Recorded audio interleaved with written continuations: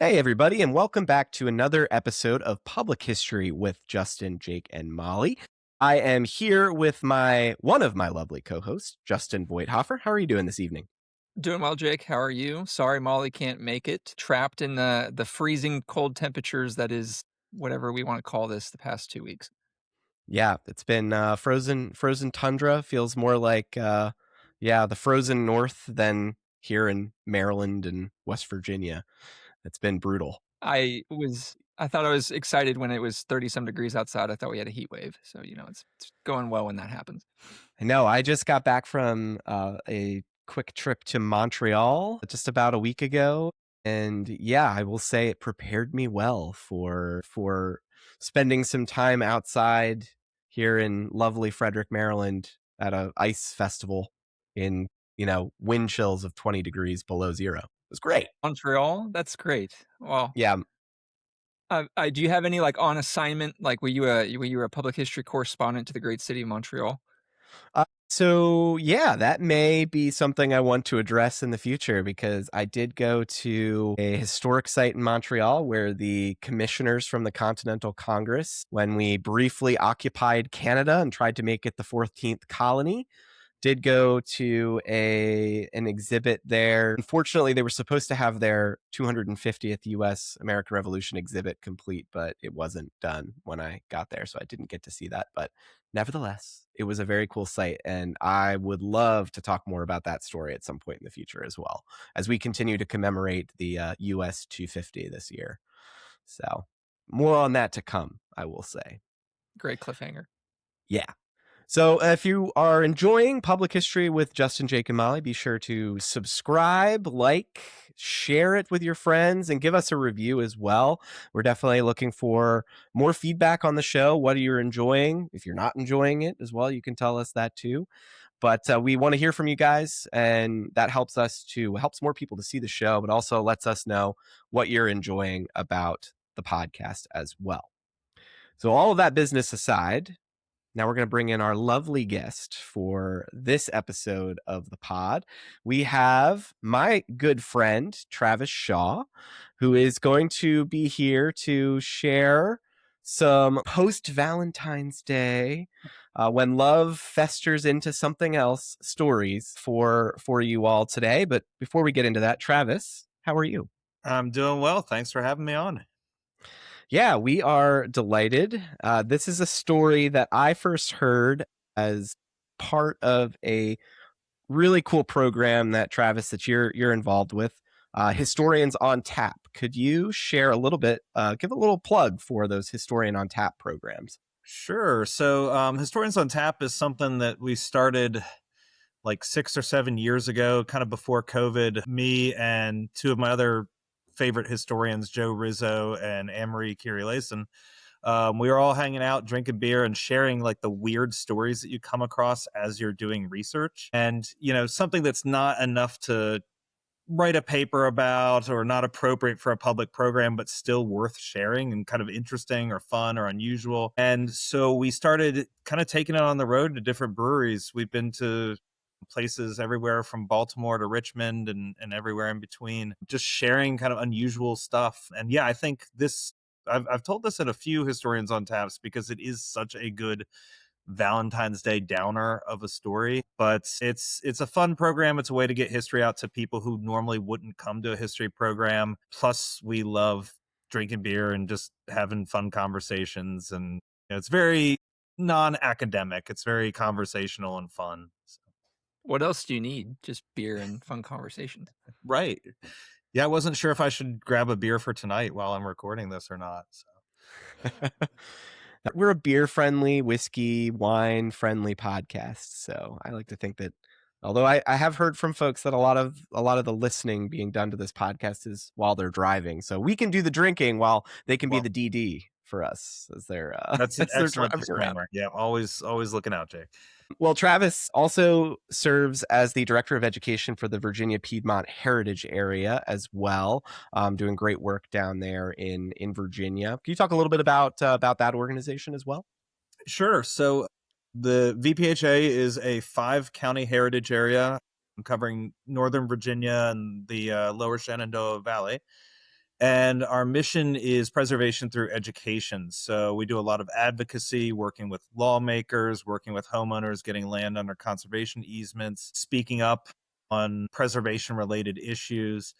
And then the other side of the coin is education, getting people to care enough about the area and understand why it's so unique and so important. And that's what I do. I spend most of my time in schools, talking to thousands of school kids every year, K through 12. We do kind of on-site education. We do in-school programs. We create content for teachers. And all of this is offered free of charge to educators. We just want to kind of share the mission, share the love for local history, and really get these kids and adults as well to connect the big picture stuff, the big events that they're learning about in their textbook with local people, local stories, local places, let them realize that history happened where they live. And it's probably the best job I've ever had. I get to talk about different things every day. We cover everything from ancient Native Americans right up through the 20th century, pretty much to today.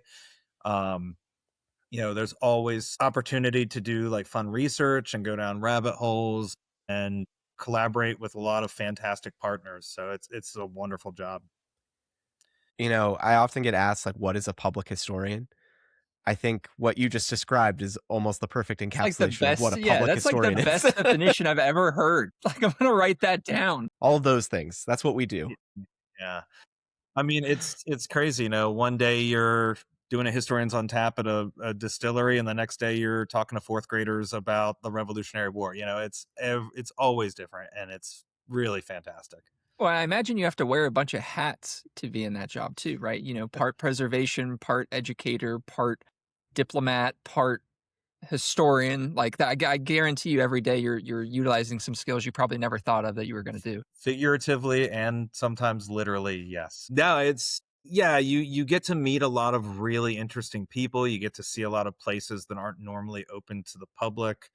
A lot of our public programs, the big draw is we'll get private homeowners to open their homes up so that people get to see something really unique. We travel a lot. Like I said, we've got a lot of great partners, museums and other organizations throughout the area. Sometimes we go outside of our area. We're up in West Virginia sometimes. We're across the river in Maryland sometimes. So it's really, the variety is what keeps me going. And for you at home, yes, we are still on the amount of episodes we've referenced West Virginia, and I'm a proud mountaineer, Travis, very proud, and I will fit it into every episode that we have somehow going forward. It's my mission, Jake, my mission. Success. Mission achieved. Checking, you didn't even need the to do box work for this one. Well, Done. I do the same thing. I live and work in Virginia, but I am a native Marylander. And so like the first thing you see when you come into my house is a big Maryland flag, and there's like a thing of Old Bay on the counter. And like, we don't forget our roots here. Maybe this isn't the forum for this. This is a whole separate episode. I'm going to be very honest and upfront. I hate the flag. I know it's some old family. Like, it's just, I hate the love of the Maryland flag. I know this isn't probably the place to do it. I'm probably hated with a lot of people right now. Just want to get that out there. It's on too many things. I don't care about it. I'm going to get off my soapbox and now try to protect myself. Objectively wrong. Sorry. Yeah. What's next, Justin? You're going to say you don't like Old Bay? I mean, is it a spice? Like what? No. First you say the flag, you don't like the flag. Now you're dissing the signature spice blend of the state. Come on, man. Ugh. Come on, man. They go well on pierogies and pepperoni rolls. No, don't try to. I'm telling you. No. Is that fusion cuisine? Like, yes, it's Appalachian Chesapeake fusion. Mix fusion. Yeah, imagine opening that restaurant. It's kind of the story of our heritage era. There you go. It's Berkeley got this like Tidewater influence and this like Valley influence. So that's awesome. All right, so if you want to learn more about Historians on Tap in the Virginia Piedmont Heritage area, definitely go down below and click the links in the show notes. You can find more information there. But do you want to get into this great story that you're going to hear from Travis this evening? It's one of those. It's a good, if your Valentine's Day was too sappy and you needed something with a little bit of a harder edge, you want a good scandal from my favorite time period, the 19th century, American history, you are in for a treat. So buckle yourselves in, and we're going to turn this over to Travis. Yeah, I do always begin this story by kind of giving a little bit of a warning. There are some parts of this that are beyond scandalous. It deals with some pretty rough stuff. So, but the story begins in 1821 with the birth of Sally Preston McDowell. And so she is one of 7 daughters born to James McDowell and Susanna Preston. These two are incredibly well-connected, influential Virginians down in the Shenandoah Valley. Just to give you an idea of some of the connections here, Sally's mom, Susanna, is a direct descendant of Patrick Henry. One of her uncles is Senator Thomas Benton of Missouri, so big 19th century name. One of her other uncles is William Preston of South Carolina. So well-connected, very politically influential. As the daughter of a wealthy politician, she's going to be sent away to boarding school in Georgetown at the age of 15. And to put it bluntly, she does not do well at school. But she is a huge hit on the DC social scene. She's very pretty. She's very witty and charming and intelligent, very flirtatious. And very quickly, she is going to catch the eye of a lot of men in DC, and particularly, unfortunately, married men. One of the first men to really show some serious interest in Sally is a congressman from Maryland, a guy named Francis Thomas. Thomas is a native of Frederick County. He was born down near Brunswick, and the two of them were living in the same boarding house at this time. So they're going to kind of run into each other a lot. They're going to run in a lot of the same social circles. Thomas is an interesting character at this point.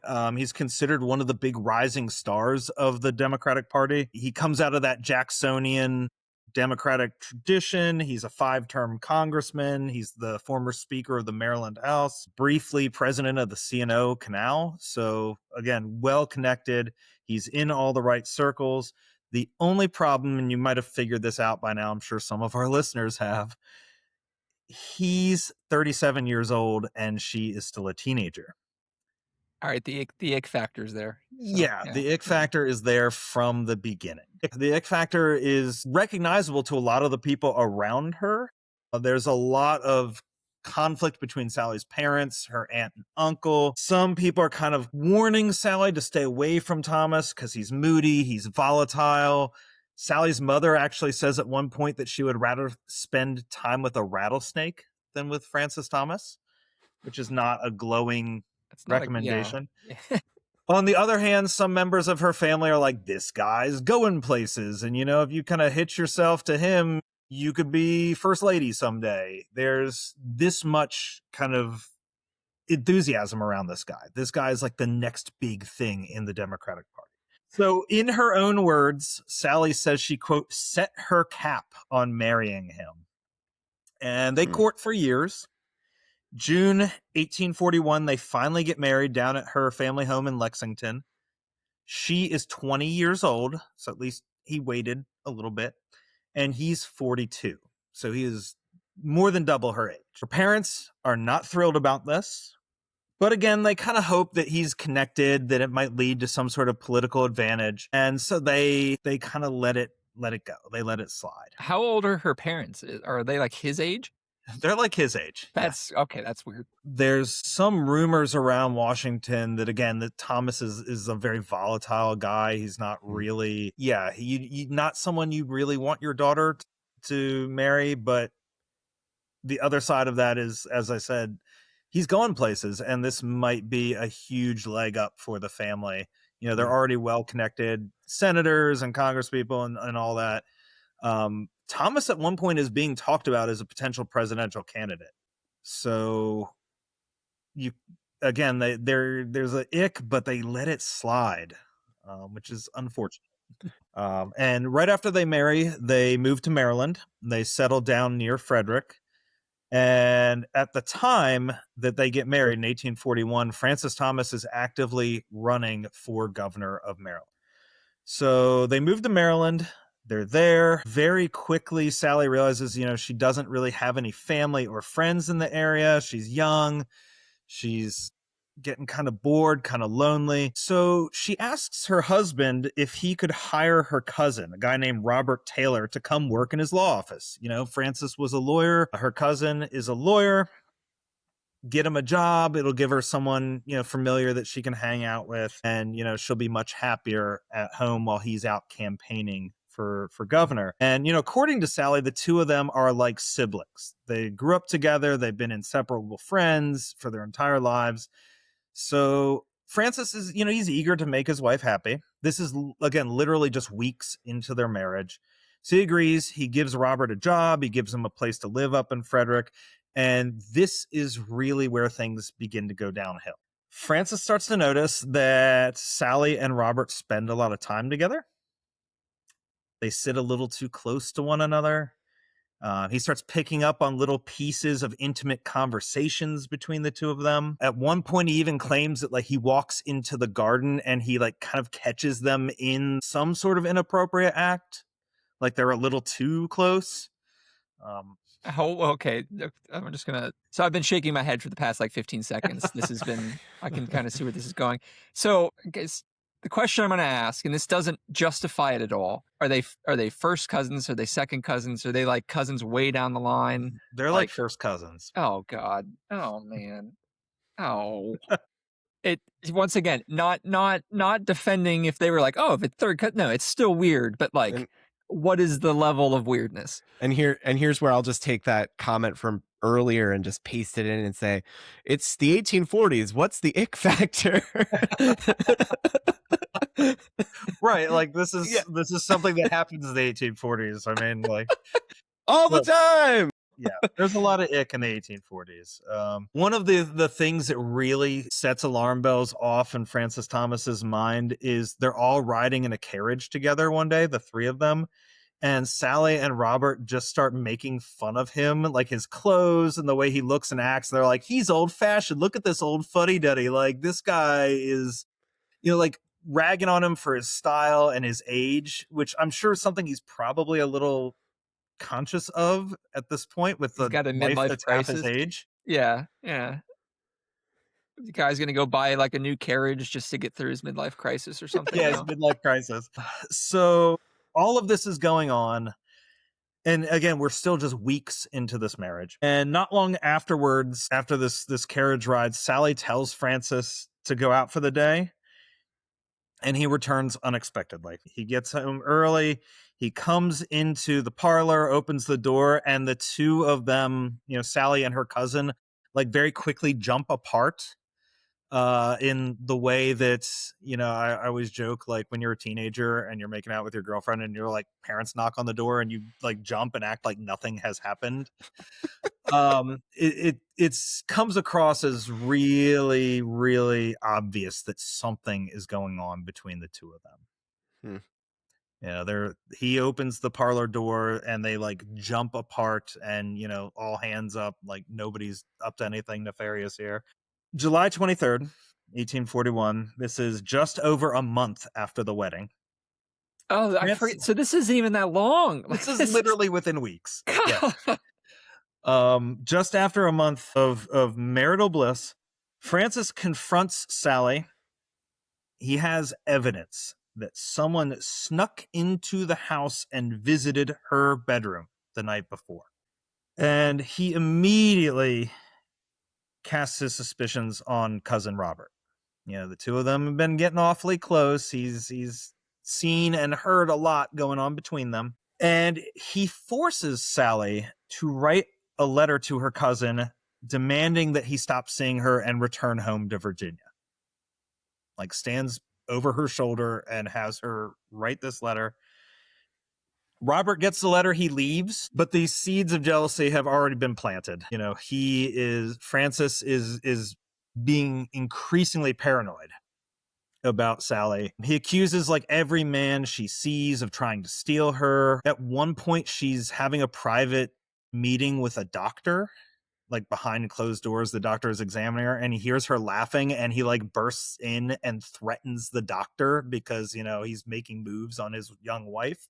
Sally describes the cycle of abuse that she's going through. Later on in a letter, she says, quote, she felt like a mouse being played with by a cat. That there's this up and down cycle of 1 second it's, I love you, you're the best thing ever. I'm so happy you're here. The next minute, it's, I saw you talking to the doctor and you laughed, and how dare you? What the hell is going on behind my back? There's a lot of accusations. He threatens to write her parents, send her back home, that he never wants to see her again. Then he'll turn around and apologize and blame himself. I'm sorry. It's my fault. It's not you. It's me. I'm being too jealous. And we're still in 1841. My gosh. I know. Well, like your point about him being very temperamental, at the beginning I was like, maybe that's just a throwaway line. No, it's not. No. And, if No. only they had listened. Yeah. Yeah. The rattlesnake. Don't get into bed with the rattlesnake. So it's 1841. Gubernatorial campaign is in full swing. Francis sends Sally away to live with one of his sisters, kind of get her out of the house so he can concentrate on politics, stay away from the scandal. One night, as she's staying with the sister, she wakes up in the middle of the night in extreme pain. She's clutching her stomach. She's wailing in agony. After several hours, it becomes clear that she's suffering a miscarriage. And she decides to not tell her husband what happened. Is this stop? Like, is this from her diary? Is this from letters? Like, where is all this information coming from? And then we could talk about it at the end too. We're going to get to that. Okay, good. Because I'm like, these are interesting kind of tidbits to be able to pull out all these years later. It's one of the most insane parts of this story, so we will definitely get to this. So Frances has no idea that any of this has happened, that she's suffered this event, until he's talking to a family doctor. And the doctor asks, oh, by the way, how is Sally doing? And Frances, very confused, what do you mean? She's doing fine. Why wouldn't she be doing okay? And the doctor keeps referring to something that he says, the 8-week incident. How is she after the 8 weeks incident? Which, as he comes to find out, is the length of the pregnancy before she miscarried.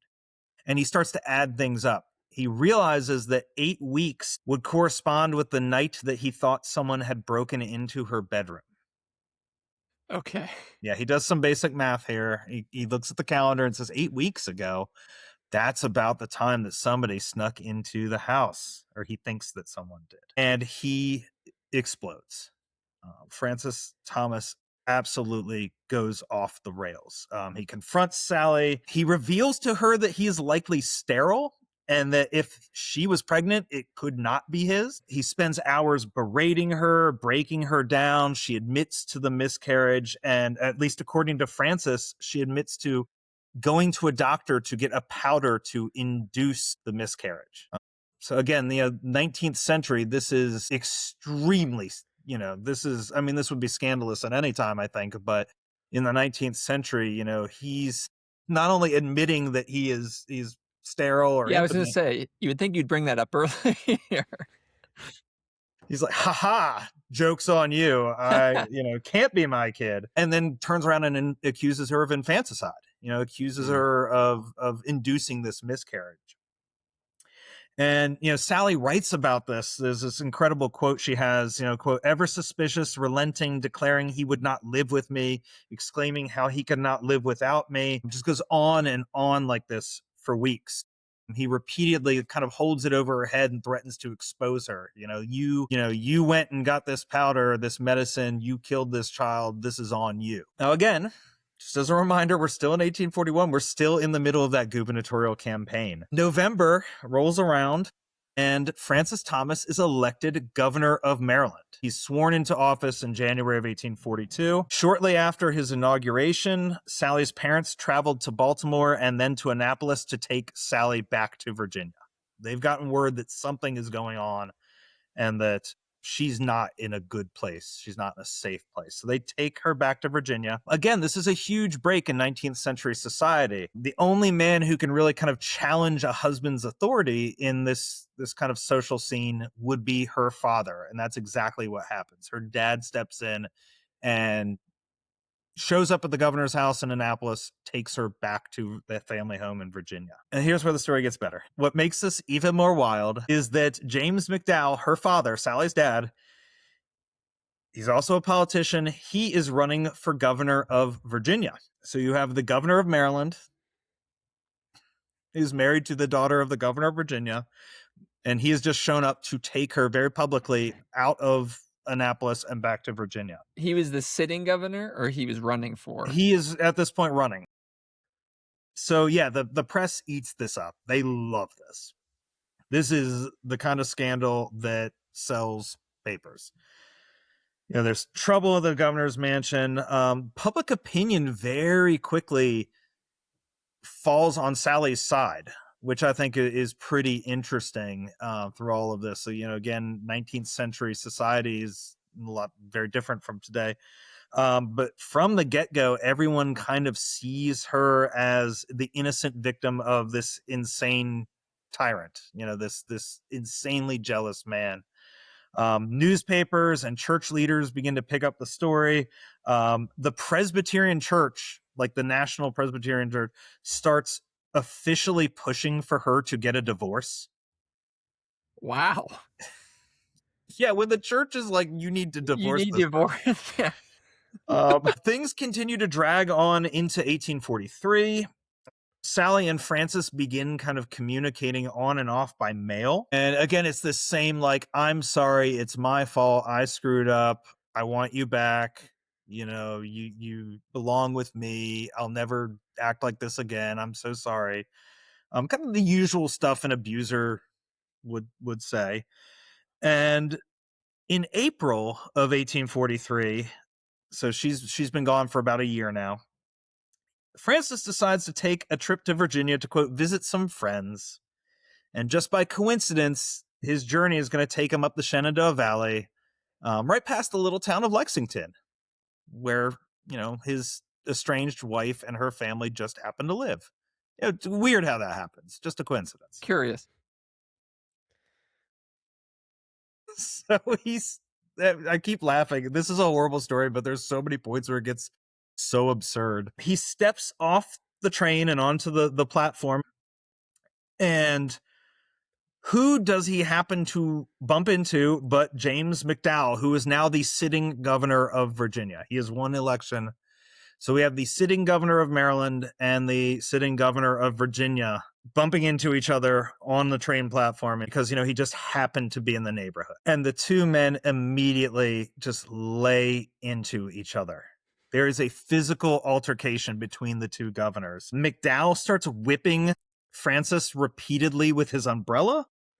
A crowd of people has to get in and physically restrain the two men and separate them. Imagine, two governors just wailing on each other in public to the point where they need a crowd of people to restrain them.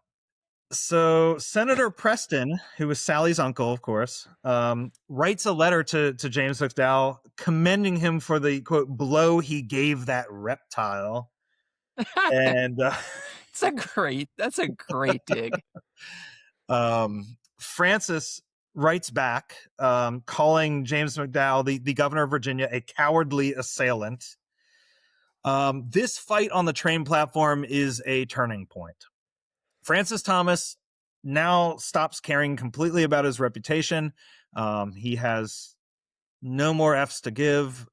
He doesn't care about Sally's reputation. He doesn't care about his political career. He is ready to burn it all to the ground. This was still his first term? First term, yeah. I guess he just realized that. Memorable term. So December of 1843, a few months after this fight at the train platform, he prints a broadside that gets posted all over Virginia, daring Governor McDowell to institute a divorce case in the state legislature. One of the things that's, at least I learned a lot about while researching and reading about this story. In the 19th century, divorces typically had to go through the legislature in some cases to kind of annul the civil aspect of the marriage. So would they vote, like their legislature would vote for the... Wow. In some cases, yes. And in this case, that's absolutely what happened. Interesting. He starts publicly calling out the governor of Virginia, saying, go ahead, try and get your daughter divorced. He writes a letter to Sally's cousin, Robert, the guy that we met earlier on, daring him to come to Maryland and duel him. And Robert, for his part, and to his credit, ignores this. He thinks that this is beneath him. The legal case begins. Francis Thomas hires the attorney Reverdy Johnson, who's like one of Oh, that the guy. big attorneys of mid 19th century America. Probably the most famous legal guy of the 1840s. I don't know, Jake, you've heard of him. Yeah, mostly in the Civil War context. Yeah. As one of those kind of early Maryland Lincoln guys. Yeah. But Yeah. So he's big deal, hires Reverdy Johnson, but after looking at the case, Johnson switches sides and represents the McDowells. You could do that? Not a good sign if your legal counsel decides that that's the way to switching go. teams. Well, would this be in? So if you're saying they're taking it up with the legislature, which legislature votes on this? Is this Virginia or Maryland? Both. Oh, both do. Yes. So Francis Thomas's term ends in 1845. Legal cases begin piling up. He's sued for libel by Sally's uncle, Senator Benton of Missouri. All of this is going to come to a head in 1845 when Francis Thomas publishes a 52-page booklet entitled The Statement of Francis Thomas, in which he goes into every dirty detail of the relationship. You asked earlier, like, how do we know about this? It's because he put it all out there. You can go on like Google Books. If you Google The Statement of Francis Thomas, you can read the whole thing. If you're into 19th century scandal, it's great. So he is airing every little bit of dirty laundry about their marriage. You know, he accuses her of adultery, infanticide. He publishes private family correspondence from her family, which is like a huge no-no in the 19th century. He drags the Bentons and the Prestons into this. So he's like going after United States senators. He's trashing the McDowells. He has a copy of this pamphlet placed on the desk of every single member of Congress. Wow. He really released the files. He like, yeah, imagine walking into the United States Congress and there is a 52-page pamphlet on every single desk. You said this was 45? Like this? Yeah, 1845. So like what's going on in Congress in 1845? And they're like, okay, well, why we have bigger things to fry? Let's talk about They're this like, scandals. you know what? This scandal's going on. Do you guys want to go invade Mexico? Let's just go invade Mexico. Yeah, exactly. Yeah. Yeah, that's next on the docket after we read the files. Yeah. So he's like literally calling out members of Congress, publishing private correspondence. Like, this is a huge scandal. And really, I think it shows that he just does not care at this point. He's burning it all down. This is what finally spurs the official divorce proceedings. Luckily for Sally, she kept the receipts. She kept every single letter Francis ever sent her, including the ones where he apologizes and accepts the blame for his actions. It's going to go to both the Maryland and Virginia state legislatures. The state houses are packed. You can imagine the crowds of people who want to sit and just take this all in. This is the hottest thing that has happened in 1845, Maryland and Virginia. There's a newspaper article about the packed galleries where the crowds are waiting for the, quote, wonderful discoveries of the private family drama that's going on. I guess I'm just glad that like family drama and quote unquote this is reality, quote unquote reality TV, right? Like this is the first reality TV in the United States. This would make an incredible like miniseries. I imagine. Yeah. Because like so much of it is public record. You can look at the records from the legislature. You can look at the statement. You can look at some of the correspondence. It's all there. The receipts are there. 1846, 5 years after their marriage, Sally is unanimously granted a divorce by the Virginia House. They also granted her the return of her maiden name, which, again, I learned a lot about divorce in the 19th century. And the Maryland House is going to do the same shortly afterwards. Like, again, public opinion is 100% on her side that this guy's a piece of crap. And they're unanimous, like both sides. There's no holdover loyalists to any one of them. That's amazing. I mean, I think at this point, after the statement's released, he is so politically toxic that nobody wants to touch this guy. Nobody wants to be seen on this guy's side. And again, this is an incredible rise and fall. 1844, like, as this scandal is happening, Thomas's name comes up as a potential presidential candidate, and they're like, no way, this guy is a mess. And this is before the statement even comes out. Now, once the divorce hits, the statement's out there, his career is in ruins, completely wrecked. He's going to spend the next 15 years essentially in the political wilderness. Like, nobody wants anything to do with this guy. His career gets revived in the most like unlikely circumstances. It takes the Civil War to rehabilitate Francis Thomas. He emerges in the 1860s as one of the most outspoken proponents of unconditional unionism in Maryland. He is elected back to Congress in 1861 as a unionist candidate by a landslide. He's going to spend the war traveling through Maryland, galvanizing support for the Union cause. Francis Thomas, the reason I learned so much about him is he's responsible for the formation of the Potomac Home Brigade. He's recruiting Union soldiers from Maryland. There's a newspaper in 1861 that refers to the clarion call of the old man of Mountain Maryland, like, come to save the Union. Like, it's like none of this stuff ever happened. He is just completely accepted with open arms once the Civil War hits, because he is this incredibly, apparently eloquent supporter of the Union. He's going to spend time in Congress during the Civil War. In 1864, he helps to write Maryland's new Constitution, which, you know, the most significant thing that comes out of that is the abolition of slavery in Maryland. In fact, if you go to see Francis Thomas's grave today, doesn't mention his marriage, does not mention a lot of his political career, but it does say, you know, author of the act that gave freedom to 90,000 human beings. Like, that's what he wanted to be remembered for. His life takes an even more unusual turn in the years after the Civil War. Because of his service to the Union cause, he's named minister to Peru. So he goes to Peru for a few years and falls in love with the idea of llama farming. Okay. Yeah, okay. I know. Like, there's so many twists and turns here. He comes back from Peru convinced that, like, llamas are the future.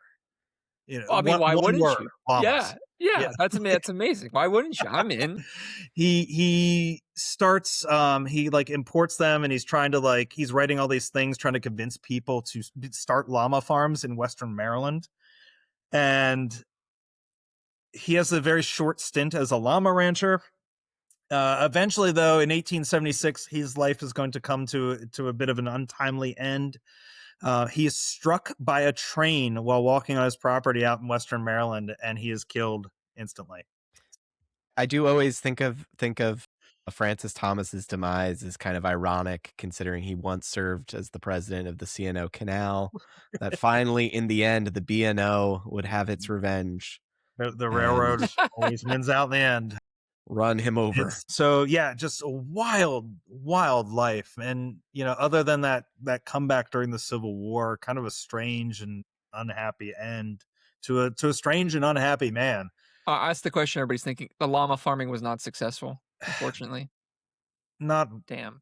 To my knowledge.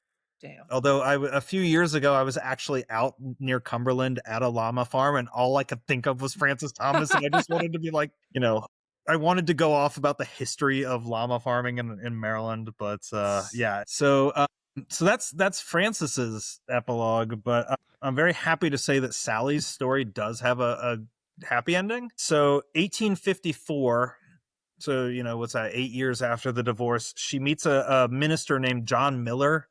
He's a very famous Presbyterian minister from New Jersey. He's, you know, touring the South, kind of a celebrity preacher of the day, you know, kind of Second Great Awakening type. And they hit it off, and they begin this incredibly warm correspondence. You know, he's traveling, she's at home in Virginia, and Miller's friends are all telling him to stay away from this woman.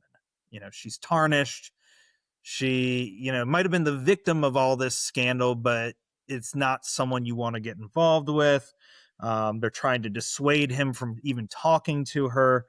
But despite all this, the two of them get married in 1856 after this kind of 2-year correspondence. Miller, despite being born in New Jersey, settles into the South very quickly. In fact, he serves on Stonewall Jackson's staff during the Civil War. He survives the war. The two lived happily ever after. They raised 2 daughters together.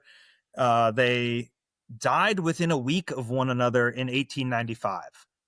So they're in their 70s. They lived a long and happy life. She got that second act. It was incredibly fulfilling for her. And we know this because their love letters are later published. And this gives us this incredible insight into their relationship. Again, like the best part of the story is there's so much evidence and so many documents.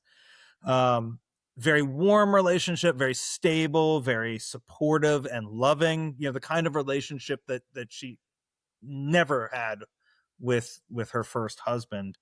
Through this marriage, and you see this in the letters, she actually is able to work through a lot of the trauma she went through in her previous relationship. And in the end, when you read her letters, it seems a lot of the anger and frustration that she felt towards Francis Thomas slowly starts to turn into pity for this guy. That like this guy was sick, there was something wrong with him, and it was not her fault. It was, his jealousy and his rage that kind of drove him to that point. And in the end, really seemed to feel sorry for this guy, despite being put through everything she had been through. So she gets that beautiful second act. And again, these love letters are really very warm. Again, I'm not a 19th century guy, but reading these, you get the sense that the two of them really saw each other as partners and as equals, and very supportive of everything that she had gone through. So happy ending. Yay for them. I do love happy endings. Yeah. They're so rare on this show. They really are. I have a reputation at Historians on Tap for like always telling the saddest stories. It's always like a plane crash or a You've mass come to the right murder or place. something like This is the home for you. But that one, there is a silver lining to all of this. And the reason I think that this story struck me when I first heard you tell it is the kind of, and I thought this after I wasn't familiar with Hamilton's scandal, Alexander Hamilton's scandal, until the musical. And then it's kind of like, in that story, you get and Lin-Manuel Miranda plays up on this, like the universality of these scandals. Like there is something about this that feels very modern, even though it's in its own time period.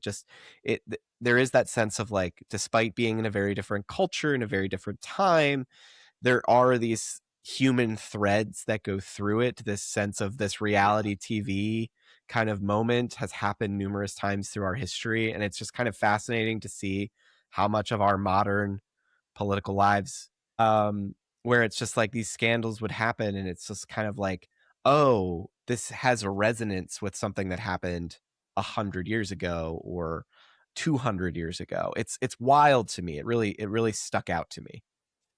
Yeah, there's the obvious hook there that this is so kind of juicy and so scandalous. But at the end of the day, like you said, I think there is something incredibly relatable and resonant to all of this. It's, to me, like I said, I learned a lot about the period. I learned a lot about the politics of the day. I'm mostly a colonial history guy, so this is a little out of my wheelhouse. I learned a tremendous amount about marriage and divorce. I have to give a plug to this. There's the great book that has a lot of information about this particular case called The Great Catastrophe of My Life, Divorce in the Old Dominion. Really helped me kind of navigate what I was reading, and I thought was very helpful. There's also as I said, there's a book out there about Sally's relationship with John Miller that publishes a lot of these letters too. Well, Travis, you kind of touched on it a little bit, but so you found this how? Oh boy. So Jake knows I'm not really a Civil War guy. But I do have an interest in, of course, local history, and I was born and raised in Frederick, and Frederick County during the Civil War is very interesting because, again, that local connection, seeing names and places that I'm familiar with. And so I was looking at Frederick during the war, and I was reading up on some of the local military units, the Potomac Home Brigade, which Francis Thomas formed as a force to kind of guard the Potomac River from Confederate incursion. And that got me reading into Francis Thomas, and I was finding all of these cool things in the newspapers from the 1860s about how great of a guy he was. And then I started to go back, where's this guy? What's this guy's backstory? And man, it really, Jumped off the you can page. imagine, like, one thing after another. I'm just like, wait, no, what? What? Um, yeah, I was reading a biography, and it was like very circumspect. It was like, in his tumultuous marriage to Sally McDowell. And I was like, what is that about? And sure enough, it's all there. Really a wild ride for me. Yeah, it's so interesting to me as well. I mean, that how long after her death were those love letters published? Is that Uh, like well I could, after? yeah, it's well after. I Okay, don't know off the top of my head, because but well it's after. just so interesting, that so much of intimacy and those kinds of those parts of people's personal lives are not so much part of the public record in most Hmm. cases. And it's fascinating that so much of her life, on the one, like, so much of it is just for public consumption. It is very reality TV, social Not media. even Yeah, public very like tabloid. Yeah. in the minutes of the Virginia and Maryland legislature. Like if you go back and look at it, her public life is listed in there, right? Like that's Yeah, what's wild to me. Is like you're debating these minutes of these big things during the day in the 1840s, which there's a lot happening. It's like, oh, by the way, let's also just talk about this divorce. Yeah. yeah, I mean, I think there's we as people in the 21st century, I think, are very cynical of our public figures, in particular politicians. We, I think, go into it kind of assuming that they all have done terrible things and they have a lot of dirty laundry and skeletons in their closet. And I don't think, I'm not sure if I'm not a 19th century guy. I'm not sure if this was like normal to a 19th century audience. I would think it was pretty off the wall. I mean, obviously there's a lot of dueling and scandals. People are, you know, look at like the Adams Jefferson campaign. Like there's a lot of mudslinging, there's a lot of name calling, there's a lot of rumors and innuendo. But to have it like the guy, to have United States governor going to Congress and saying, guess what, my wife slept with her cousin and killed her baby, and I know because I'm impotent. Like, that's wild. yeah, yeah. No, that's not normal. I No, was gonna no. say. That's not normal. uh, that's crazy. Yeah. I mean, I guess this just shows that it's always been like this. Honestly, that's what I was thinking this entire time of like, okay, cool. I'm not like it's wild. Things are wild right now, but it's not like it was always hunky dory and like, oh no, yeah.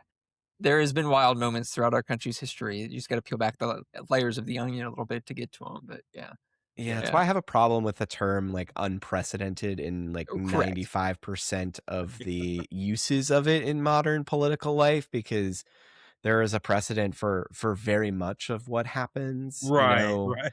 It's just to me that just betrays Yeah. a But lack of knowledge, but also a lack of curiosity. It's a lack of curiosity. It's just like and I think now I'm getting on my soapbox to be like, these are the problems of American life in 2026. But people's lack of attention span to understand that there's like things that have happened before that are impacting now, and I should probably know what they are, but I don't really care because in 7 seconds I'm going to be thinking about something else that popped up in my feed. I mean, to yeah, your point I though, this think would be the perfect reality, like historical drama TV show, right? Like there's so many bits of the bone here that you could yeah, get into about there's like move over Bridgerton, like give me whatever this is, right? yeah, I mean, I was only kind of half joking when I said that earlier. I think that you could like a cool like miniseries about this, because you could really explore so many different angles of this story. There's the political angle, there's, the interpersonal relationships, there's, the role of a woman in 19th century high society. I said that there's just a lot going on there. And you have two governors duking it out on a train platform. I mean, that's awesome. I said, Wes Moore against Glenn Youngkin would have been an incredible fight. So Youngkin was tall. He had the reach. He had but my money'd still be on Moore. But it's, yeah, like you said, it's in some ways kind of, in a sick way, kind of comforting to know it's always been this messed up, and that we've been through crazy stuff before. But it's a fascinating story, and yeah, I feel like I've only really just scratched the surface. There's so much interesting scholarship about this. Again, that book, The Great Catastrophe of My Life, really, really taught me a lot about marriage and divorce and kind of sexual politics in antebellum Virginia that I just would never have gotten into if I hadn't been familiar with this case. This is one of those things too that I love getting into the details of, because it does provide context. And I want to go back to something Justin said earlier, where it's, you're thinking about what are the big debates of the day. And sometimes looking back, and I'm guilty of this, you tend to see those big moments and you're like, oh, like this is what's going on in 1845 or 1846. And I reference, the lead up to the Mexican War. But it's like, no, this is the reality. The reality is, like, they're reading that in Congress that gets put on their desk, and there's this scandal going on. It's the nitty gritty of life lived day after day after day, not knowing what's coming next. And you're in that moment. Yeah. You don't know what big things that you're in the midst of right now, but it's these little bits that give you this sense of what it was like to live in the past that I always find fascinating. These little tidbits that jump out to us now. That's like, oh, this was what it was like to live in that moment. This is the headline story. Yeah. Just wild. Yeah, one of the things that I was just thinking about as we were talking about the context of this is, her uncle is William Preston of South Carolina, and like he is one of the key nullification guys. He's very tight with John C. Calhoun. This is someone that played a role, this huge role in these massive events of the day, like we were saying, all the stuff that's the front page news. And yet here he is being embroiled in this insane scandal that's not really of his making, obviously. Senator Thomas Benton, huge. I mean, we're talking about, he's a senator from Missouri just a few years before the, Bleeding Kansas erupts. All right. Well, Travis, thank you so much for jumping on with us and sharing this story. And I'm sure we'll get you back on to talk more stories in the future. We can bring him back on to talk about Washington being awful. Yeah, Washington being awful. Let's bring him back on. It's a movement. I have complicated feelings about Washington. Oh, we're okay with complicated feelings here. We're okay with nuance. Yeah, we're not just gonna cancel you for having positive Washington feelings. So you know how this is. People ask me a simple history question expecting a simple answer, and I'm like, well, actually, yeah. Travis, what was the Civil War about? Well, we think about tariffs and oh next god, that one's not a complicated answer. My favorite thing now is just imagining you going into a high school and telling the story of let's talk about making sure you're making smart decisions, kids. yeah. When you're 15, don't shack up with a congressman. That's probably a pretty good rule to follow. Yeah. This was awesome. Thank you so much for having me. Happy to drop by anytime. Excellent. Well, thank you all so much for tuning into this episode of the Public History Podcast. Hope you enjoyed this. Maybe enjoy is not the word. I hope you learned something. I don't know. Help me out, guys. Please hope you feel better about your Valentine's Day. How about that? Yeah. Your post-Valentine's Day blues. Just please comment below what the biggest thing you learned. Let's just make it an experiment. I'm very curious. And definitely check out some of the books that Travis referenced. And we'll share links there to Historians on Tap and the Heritage area as well, so you can learn more about that. And yeah, rate, review the podcast. We've been enjoying bringing these out to you all. We're going to continue to do so. And yeah, it's been a pleasure talking with you gents tonight. And we'll talk to y'all again soon. Bye.